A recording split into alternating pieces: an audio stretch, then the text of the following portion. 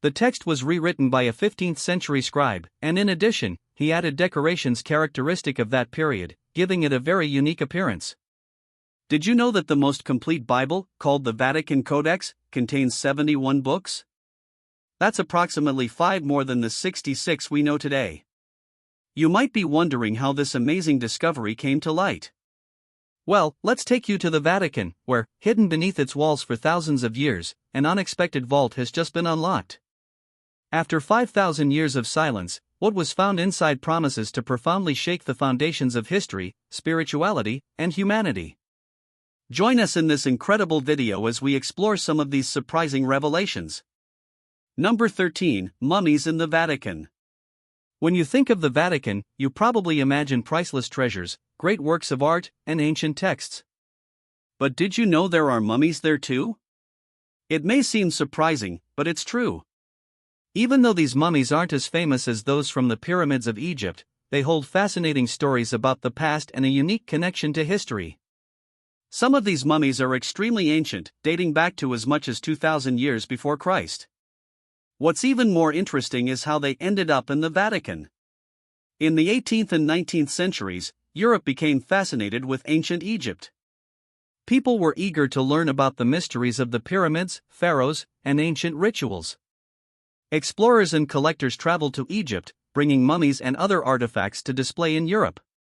The Vatican also joined this trend when Pope Gregory XVI founded the Vatican Egyptian Museum in 1839. This museum became home to a variety of artifacts, including mummies. Each of them was preserved in a unique way, some through embalming and others naturally over time. These mummies are more than just ancient bodies wrapped in cloth. They show how ancient Egyptians honored loved ones and practiced incredible preservation techniques. At the same time, they reflect how Europe's fascination with Egypt influenced museums and collections around the world. But let's leave the mummies behind and move on to a hidden room in Florence where Michelangelo's genius is on full display. Number 12, Fragments of Bones of St. Peter. In a quiet church in Rome, something incredible was discovered. Archaeologists believe they have found fragments of bones that could belong to St. Peter, one of the most significant figures in Christianity. Peter wasn't always the leader of the primitive Christian movement. He started out as a simple fisherman from Galilee, living an ordinary life. But everything changed when Jesus called him to be a disciple. The New Testament states that Jesus entrusted Peter with the leadership of the first Christians, making him a cornerstone of the faith. If these bones really belonged to Peter, it would be an extraordinary discovery. The remains were found during a recent excavation in a church that may date back to the early days of Christianity. It's possible that this church was a meeting point for Peter's followers, a place filled with prayers, stories, and the first steps of a faith that would spread throughout the world. To confirm the discovery, scientists will need to study the bones using techniques like radiocarbon dating. This will help determine the age of the remains and whether they correspond to the period when Peter lived. But the remains of St. Peter aren't the only impressive connection to ancient history. Number 11, the Stone of Anointing. Inside the Church of the Holy Sepulchre in Jerusalem, there is something deeply significant for millions of Christians, the Stone of Anointing. For many, this stone is more than just a piece of history, it's a powerful symbol of faith. According to tradition, this is the place where the body of Jesus Christ was laid after being taken down from the cross, where his followers prepared him for burial. Because of this, the stone carries immense significance, representing suffering, resurrection, and the essence of Christianity. The stone that visitors see today is not the original, but it is believed to be in the exact spot where the first stone was placed. The current one was added to the church during a major restoration in 1810. Despite this, it continues to convey deep meaning for those who visit it. When people go to the Church of the Holy Sepulchre, many stop to kneel before the Stone of Anointing. Some anoint it with oil, others place their hands on it, and many offer heartfelt prayers. For those who make this journey, touching the Stone of Anointing is often a deeply moving experience, helping them feel a direct connection to events that happened thousands of years ago, events that are central to their faith. Located at the entrance of one of the holiest places in Christianity, the Stone of Anointing continues to attract people from all over the world. Whether for spiritual reasons or just to learn its history, most leave with a sense of awe. The Stone of Anointing offers a deep connection between faith and history, reminding visitors of the sacrifice and legacy of Christ. But faith and history also intertwine in another extraordinary place where art and controversies meet: the Borja Apartments in the Vatican. Number 10. The Hidden Room. In 1975, workers at the Basilica of San Lorenzo in Florence were looking for a way to create a new exit to accommodate the growing crowds visiting the Medici chapels. What they found, however, was something no one expected: a small hidden room sealed for centuries. This simple and forgotten space ended up revealing one of the most incredible discoveries linked to Michelangelo himself. It is believed that the room was Michelangelo's secret hideout during the chaos of 1530, a time when Florence was in turmoil politically. Fearing for his safety, the famous artist sought refuge there. But Michelangelo didn't stay idle while he was hiding. He left something extraordinary: sketches covering the walls of the room. These charcoal and chalk drawings are not the polished masterpieces he is known for. Instead, they are preliminary studies of anatomy, faces, and figures. Some even resemble early versions of the sculptures that ended up in the Medici tombs located directly above the hidden room. The Medici tombs are adorned with impressive sculptures by Michelangelo, such as dawn, dusk, night, and day. Art historians believe that some of the sketches on the walls of the room may have been initial ideas for these works. Other drawings resemble figures from the Medici chapel itself, offering a rare glimpse into Michelangelo's creative process. These drawings, although unfinished, reveal how Michelangelo planned and experimented even under great pressure. The Hidden Room in Florence truly gives us a glimpse into the Renaissance genius, showing how creativity can endure even in the toughest times. The Inquisition was a time of strict control by the Church, where individuals accused of heresy faced interrogations and trials. Some details about this period have already been revealed, but a large part remains hidden in the archives. Important archives are stored there that may contain historical secrets about how the Church operated, including the interrogations, private decisions about the accused, and confidential letters exchanged between inquisitors and the Pope. What could these documents reveal? Some believe they could shed light on the true extent of the Inquisition's power, exposing the methods used to enforce the Church's doctrines or revealing personal stories of those involved during that time. Others believe that these records could challenge established beliefs about the Church's role in history. The mystery surrounding these archives only heightens curiosity. For centuries, people have speculated about what is really kept there. Could these hidden pages perhaps reveal surprising truths about events we thought we knew?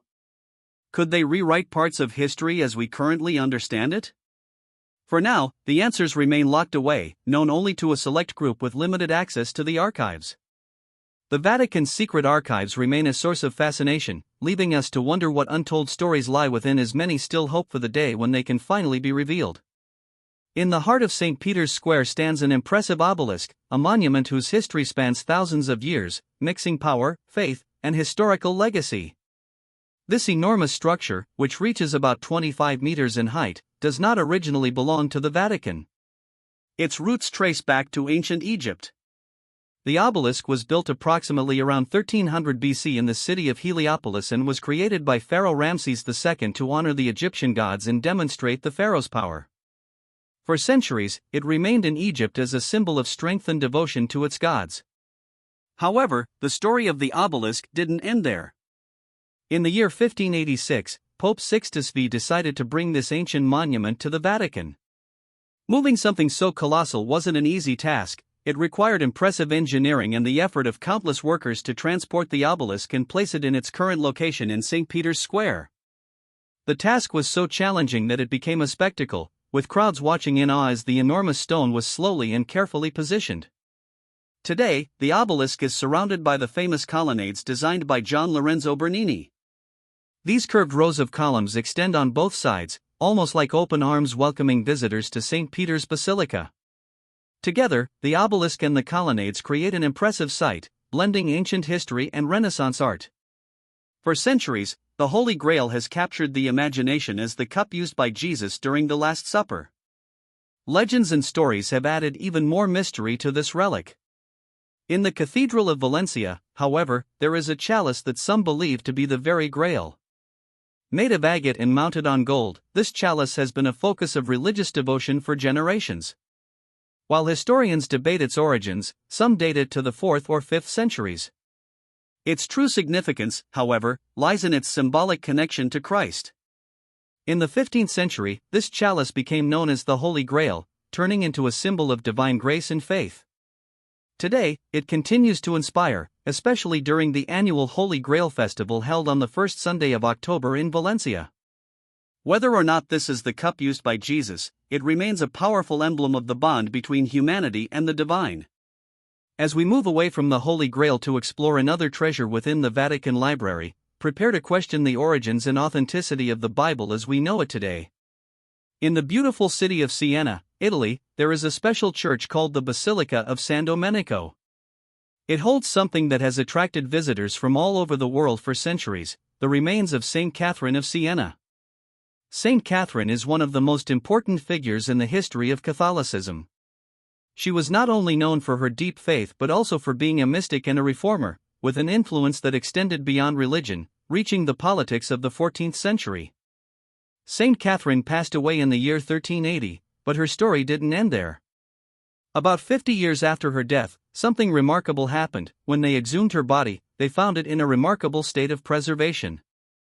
This discovery surprised the people of the time and further increased respect and devotion toward her, being interpreted as a sign of her holiness and connection to God. Inside the basilica, parts of Saint Catherine's body, such as her head and a finger, are displayed in a special chapel. These relics are carefully preserved and respectfully exhibited so that pilgrims can see them. For those who visit, the experience goes beyond history; it is deeply spiritual. People come to pray, reflect, and feel closer to the saint, seeking inspiration from her life and faith. Every year, on April 29, the feast of Saint Catherine transforms the basilica into the center of a grand celebration. Pilgrims and local residents gather to honor her memory through prayers, ceremonies, and festivities. The atmosphere is filled with devotion and gratitude for her legacy. The life of Saint Catherine and the relics she left behind remind people of her unwavering faith and dedication to making the world a better place.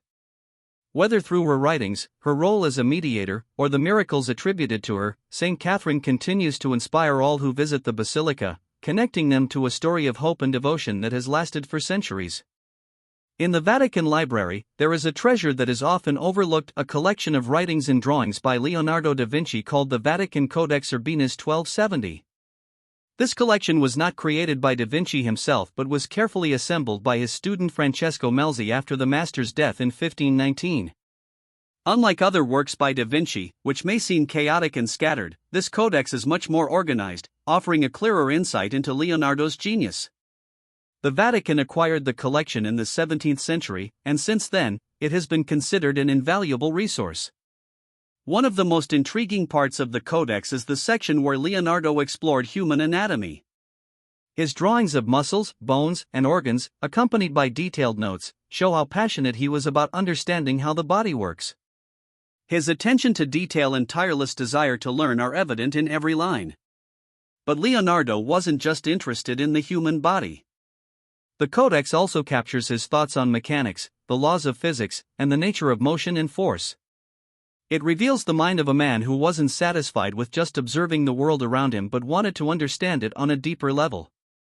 Whether by designing a machine or studying the movement of a human arm, Leonardo combined science and art in a unique way that set him apart from others of his time. He never stopped questioning, experimenting, and exploring, always pushing the boundaries of established knowledge. The Vatican Codex is often considered the most complete Bible. It is a manuscript written in Greek, dating back to the 4th century of the Common Era.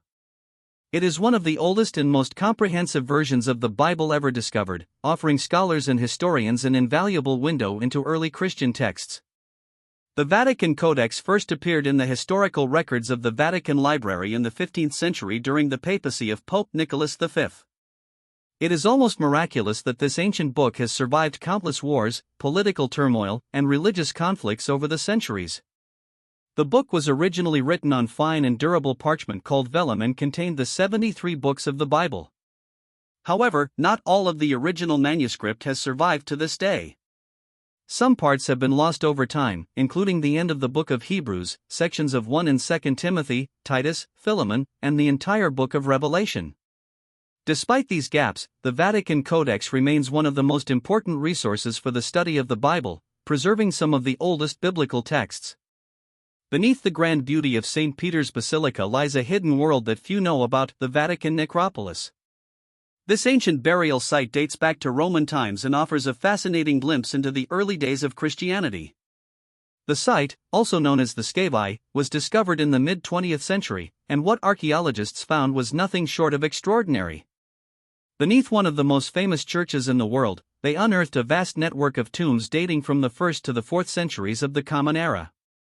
These underground tombs are not just simple resting places, they are true historical treasures, telling the story of early Christians who lived and faced challenges under the shadow of the Roman Empire. The necropolis spans hundreds of meters below the surface, filled with burial chambers adorned with frescoes and mosaics. These ancient works of art, created centuries ago, have survived in remarkable condition, giving us a glimpse into a long past time. Excavating the necropolis was a delicate task. Workers had to be extremely careful to avoid damaging the basilica above and faced additional challenges due to the high humidity levels, which threatened to destroy the fragile frescoes and mosaics. Advanced techniques were used to carefully preserve these precious artifacts, ensuring that this part of history could be protected for future generations. Today, the Vatican necropolis is an extraordinary link between the past and present, revealing the roots of Christianity and highlighting the care and dedication invested in preserving its history. Thank you for your company. Enjoy, and click on the cards on the screen to watch another video. Don't forget to like and subscribe to the channel. See you next time.